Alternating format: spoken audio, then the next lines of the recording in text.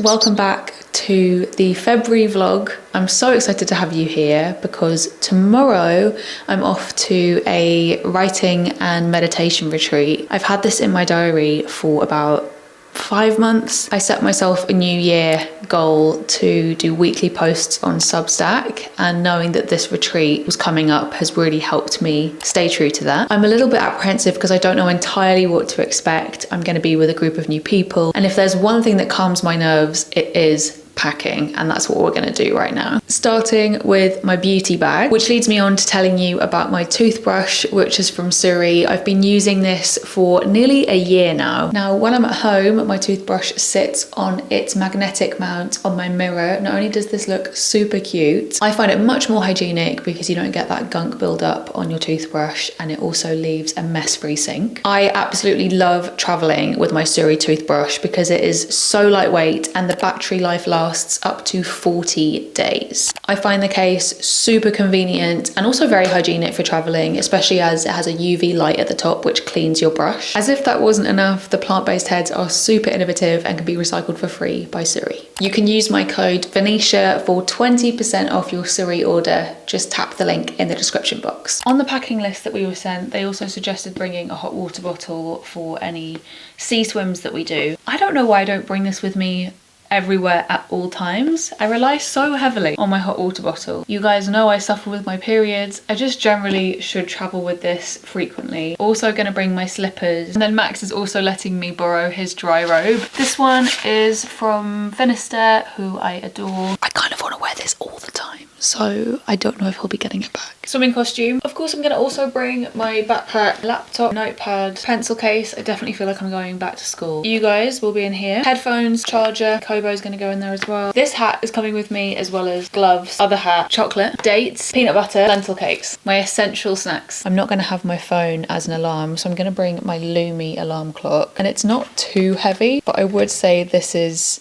potentially not the most convenient of packs, but I just think it's going to be worth it. I have one more day of work tomorrow where I'm going to try and film a video that I've been working on for a really long time, and then I leave for Pembrokeshire the day after. So I'm going to go finish off just tinkering around, and I'll see you tomorrow. It's been a bit of a disaster of an afternoon, or has it been? I don't really know yet. I was making my second attempt at a new recipe for disaster video about Shein. I had a go at this a couple of weeks ago. I wasn't happy with it. I was like, I can do better than this. My friend Zainab suggested a dead velvet cake instead of a red velvet cake, and I just found a random recipe online. I will never learn that baking is a precise science. Everything's going super well. We kind of debate how much red food coloring to add, and we add clearly nearly not enough because it came out like a sort of brown. It didn't come out red at all. We start assembling the cake and it literally starts falling apart. I think because it didn't cool properly, because we were in a rush, because we're limited on light. And then we put the icing on and the whole thing just collapses. I am fuming because I want this to work. I want this to look good. I want this to look as good as my Louis Vuitton handbag recipe video look. And Max is just behind the camera finding it hilarious. And he's like, well, this isn't my recipe. Like, I don't mind if it falls apart. Maybe the fact that it's fallen apart at the seams is kind of perfect for Shein. We didn't want anything to go to waste, so we've put the cake in the freezer, and that way also it won't go off, so we're good. We can take our time with that cake. And then I've also washed the little ribbons that I put on the cake, and now they're drying because I want to reuse them for presents and stuff. Tomorrow is a very exciting day because I'm off to Pembrokeshire, and it's also a phone-free writers retreat. So the person who's hosting it has an emergency contact number, which I'm going to give to Max and also to my parents. I'm doing an extended offline 48. I just found a TV show for us to watch called Mo. Just found a new TV show for us to watch. Mo. I love how this and is it's a Palestinian. The lead person in the show is Palestinian, and he brings up his Palestinian roots, culture, faith. Max helped me film this recipe, and you think it can work? I think it can work. The cake took on its own, took on the personality of the video title. I got back from the writers retreat yesterday evening, and today I've been sort of readjusting to having my phone on, listening to music and the radio, taking in the news. We really were completely cocooned, and I had the best time. This was a writing retreat for 12 people hosted by Holly Rigby, who is an incredible writer, teacher and activist. And it was the perfect blend of creativity, writing, meditation and mindfulness, and just generally very heart opening, which I know is a very woo-woo phrase banded around, but my heart does feel much more open since this retreat. And it was just such a joy to spend that time with those people. I am honestly, my heart is so full. I've also felt very forlorn today because I've been really missing everyone and really, really missing the retreat. It's just like this perfect, not always easy, in fact, quite difficult and very intense at points, beautiful pocket of time. So I wanted to tell you a little bit about the daily routine and we'll start there. So I would wake up at about 6:45. We would do qigong and meditation and sometimes a letter writing exercise in the morning. And all of this is done in silence. Then we'd have breakfast at 8:30 and all of the food was vegetarian and plant-based. And then we would have personal writing time from about 9:30 until 12, which is when we either did creative writing exercises that we were given the night before, or we could work on our projects. So the first day I did a writing exercise and the rest of the time I worked on a project that I am working on at the moment, which you will hear more about in, I think, the next vlog. The mornings were just some of my favourite times, just being in amicable silence. And then we would all meet and sit together for an hour and talk between 12 and 1. And then we would have lunch. And then we'd have personal time from 2 until 4, which could be a walk to the beach, a swim in the sea, a walk up a mountain, could read a book, do something by yourself, just personal time. And then there would be tea time, which was always really fun and really delicious. And then we'd meet again at 5 o'clock for about an hour and a half, where we would discuss our work in smaller groups, give each other feedback, which I was really, really scared and nervous about, but it was actually just so encouraging and wonderful. And then we would have dinner at around 7 o'clock. And then at 8 o'clock, there was the option to meet again to do something like yoga nidra or have some kind of group discussion. And then the house falls into silence at 9 o'clock. So I'd get into bed at around 9:30, read my book, go to sleep. And that was kind of the days. It was honestly just magical. I felt so cared for and looked after. I just really, truly fell in love with every single person on the retreat, which is kind of wild after such a short amount of time. And Holly is just such a wicked person. I know there was that meme on the internet recently about holding space. On this retreat, I was like, I understand what holding space is. Holly holds space. She just really guided us in a very gentle, kind, generous way. And it was just such an honour to hear the creative work of so many people working on such different projects. We had people writing memoir, we had someone writing a play, we had someone writing fantasy, non-fiction, YA. I just loved how creatively energized I felt. It was the perfect blend of creativity, mindfulness, and we just laughed so much. We also cried a lot. I cried a lot. I feel like I let go of a lot of things and faced up to a lot of other stuff. It was just really, really, really amazing. Holly will be running 2 back-to-back retreats in April, and she'll have more retreats later this year. And then I think onwards and onwards. And I honestly cannot recommend it more. It's a 10 out of 10 recommend. All of the information about the retreats will be in the description box. And if this appeals to you, then I'd check it out. This is my Friday feeling in February. I've got my favourite Evolve Gold face mask on. And then I'm using this bubble bar from Lush in my bath. And then I've got this little Palestine card in the bath with me that Shadow Mag gave me for Christmas. Shadow Mag also gave me these 2 Lush products for Christmas. And oh my gosh, guys, I've never smelt anything better in my entire life. Have you tried this? Let me know what you think if you have. I'm new to the sticky date line and I am 100% a convert. I just came down to the kitchen and Max has made some kind of meatball. Silken tofu and breadcrumbs that have been pulsed together, and then that mixture is then combined with like a vegan mince. How exciting. Max just asked me if I wanted my bunny ears on. Of course. They are the firmest feature of this YouTube channel. Recurring character. The most recurring character. Ooh. Very good, very nice. Yeah. I really like those. Really? This is past me, looking out for present me. I turned my phone off last night and I want to have a call with my friend at 4 p.m. So this is how I'm holding myself accountable. Happy Valentine's Day. I've just started making some Valentine's pancakes for me and Max. He really treated me last night to like a ridiculous dinner.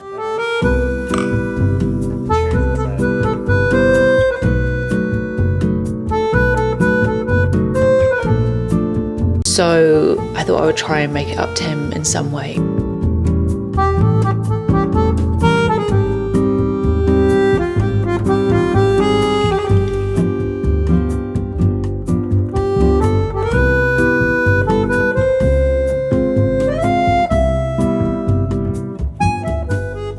Today I'm going to learn how to use a sewing machine. It's a day course from 10 until 4. I booked myself in for this course probably about 3 months ago now because my sister, who makes all of her clothes, just suggested it would be a really good thing to do. So I learned the basics properly. So that's where we're going today.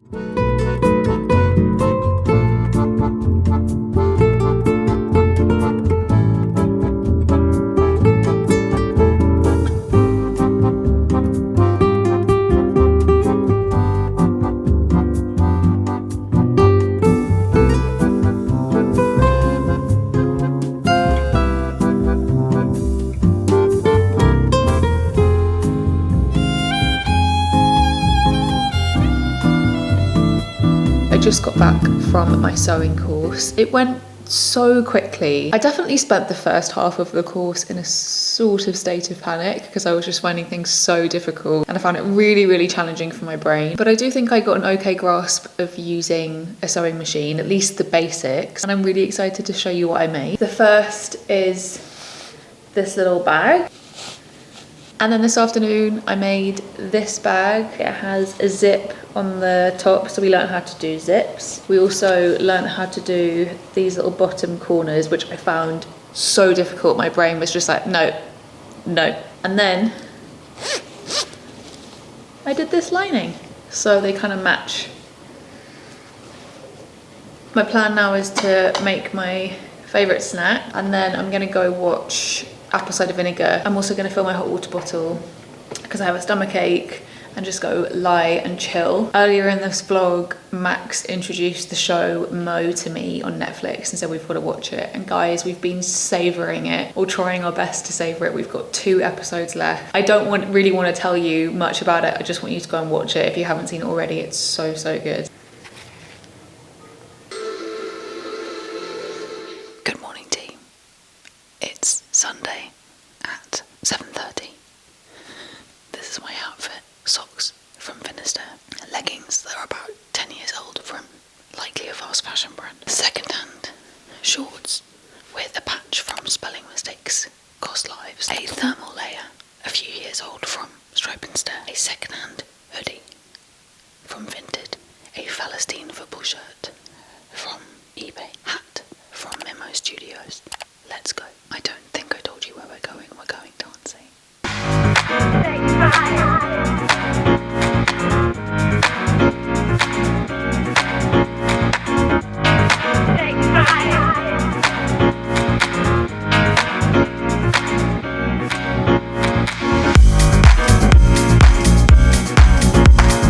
Hello friends, it's now many hours later. Dancing was very fun this morning. Dancing in a field with friends is my favourite start to any day.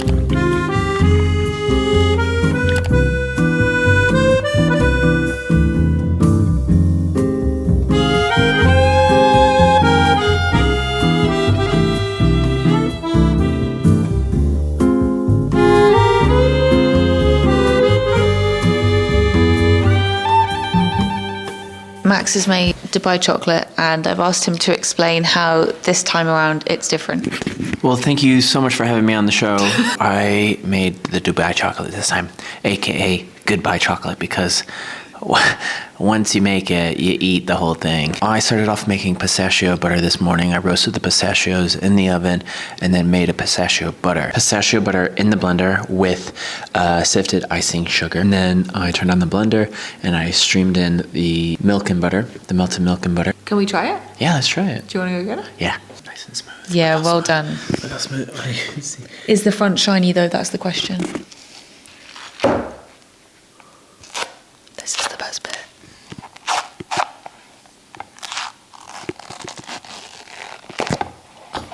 Please show my friends. There we go. That's the ticket. She's shiny.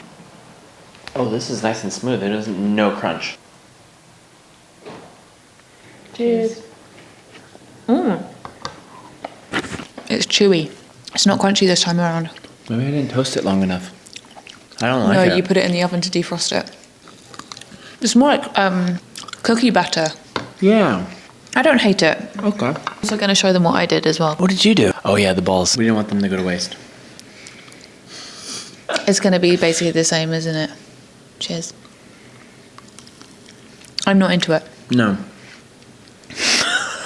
Because the kataffi isn't crunchy. How long did you toast it for? Not long enough. I didn't toast it long enough. Listen, I'm still going to eat it all. Or did you add too much pistachio butter and too much tahini? Kataffi is quite soft. It held on to the water. Yeah. Oh.